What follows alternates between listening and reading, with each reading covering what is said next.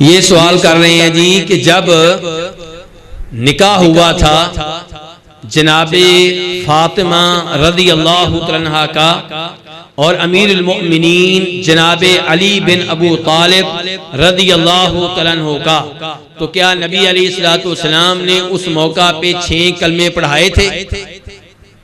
क्यों जी पढ़ाए थे जी? नहीं मेरे भाई, ऐसी कोई चीज ना इनके निकाह के बारे में मिलती है, न किसी और सहाबी के निकाह के बारे में मिलती है। तो ये 6 कलमे जो हैं, इनको पता नहीं 6 कलमे कहते क्यों हैं, मुझे तो ये नहीं पता चलता।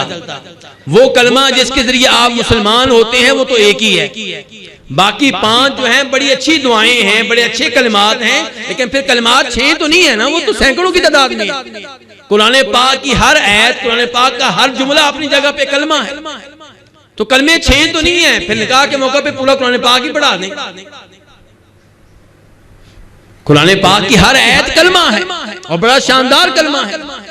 तो बहरहाल जिस कलमे से कोई आदमी मुसलमान होता है वो एक ही है, और निकाह के मौका पे वो एक भी सुनने की जरूरत नहीं है। क्यों जी, निकाह पढ़ाने किसका आए हैं, मुसलमान का कि ईसाई का?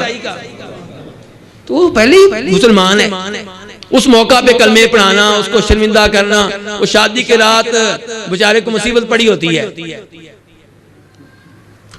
चले जी।